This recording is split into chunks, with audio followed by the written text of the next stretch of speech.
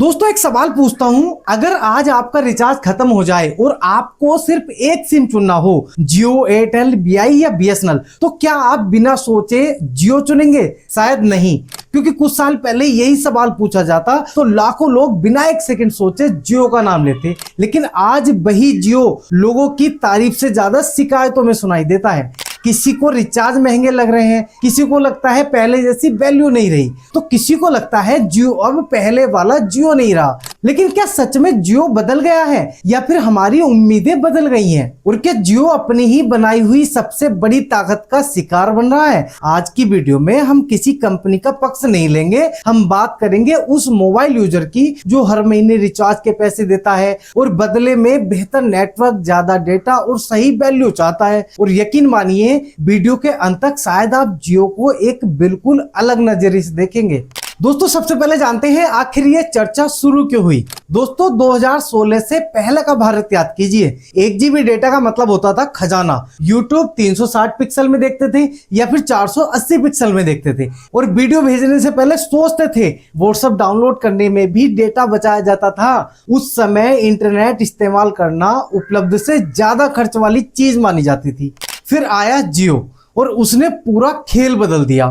Free SIM, free calling, free internet. पहली बार लोगों को लगा कि इंटरनेट सिर्फ बड़े शहरों वालों की चीज नहीं है। गांव में रहने वाला छात्र भी यूट्यूब से पढ़ सकता है, छोटा दुकानदार व्हाट्सएप बिजनेस चला सकता है, कोई किसान मौसम की जानकारी देख सकता है, कोई छोटा क्रिएटर अपना यूट्यूब चैनल शुरू कर सकता है जैसे हमने किया है। सिर्फ जियो नहीं आया था, एक डिजिटल क्रांति आई थी। और यही वजह है कि आज भी करोड़ों लोग जियो को सिर्फ एक टेलीकॉम कंपनी नहीं बल्कि एक बदलाव के रूप में देखते हैं।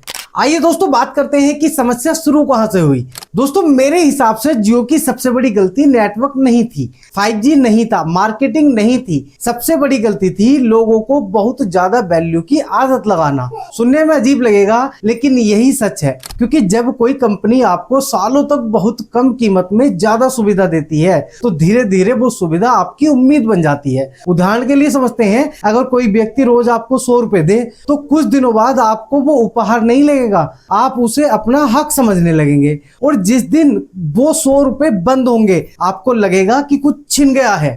जियो के साथ भी कुछ ऐसा ही हुआ है। लोगों के दिमाग में एक मजबूत छवि बन गई है, जियो मतलब सस्ता, जियो मतलब ज्यादा डेटा, जियो मतलब बेहतर वैल्यू।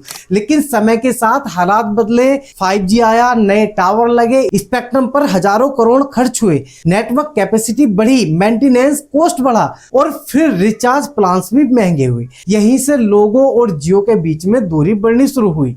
दोस्तों अब बात करते हैं कि इसका सबसे ज्यादा असर किस पर पड़ा। दोस्तों सबसे पहले इसका असर पड़ा आम यूजर पर, जो हर महीने अपना खर्च देखकर रिचार्ज करता है। पहले 200-250 रुपए का रिचार्ज आसानी से हो जाता था, अब वही खर्च धीरे धीरे बढ़ गया है। और जब खर्च बढ़ता है तो लोग सवाल पूछना शुरू करते हैं और यहीं से तुलना शुरू हुई कि एयरटेल कैसा है, वीआई क्या दे रहा है, बीएसएनएल का क्या हाल है। यानी पहली बार लोग जियो को छोड़कर दूसरे विकल्प देखने लगे।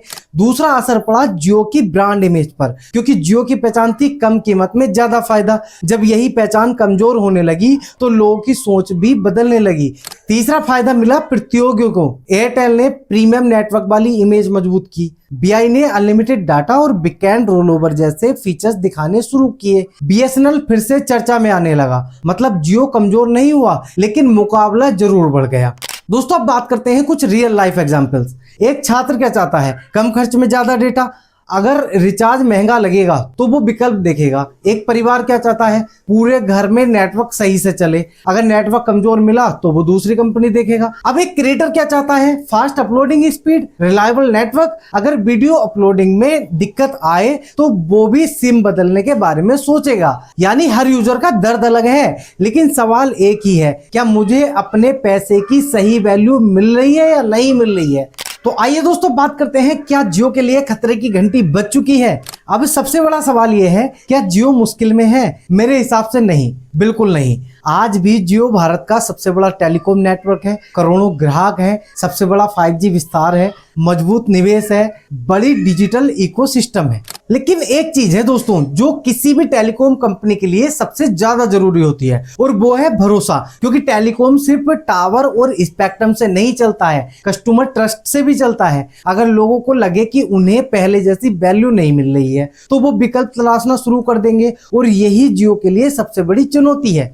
दोस्तों अब मैं आपसे सुनना चाहता हूं, अगर आज आपको सिर्फ एक सिम चुननी हो तो आप किसे चुनेंगे, जियो, एयरटेल, बीआई या फिर बीएसएनएल? और सबसे जरूरी सवाल, आपके हिसाब से जियो की सबसे बड़ी गलती क्या है, महंगे रिचार्ज, नेटवर्क, कस्टमर सर्विस या फिर लोगों की उम्मीदों को बहुत ज्यादा बढ़ा देना? नीचे कमेंट करके अपनी राय जरूर बताइएगा, मैं हर कमेंट पढ़ता हूं और हो सकता है आपकी राय अगली वीडियो का हिस्सा बन जाए। चलिए मिलते हैं नेक्स्ट अपडेट के साथ, तब तक के लिए जय हिंद, जय भारत।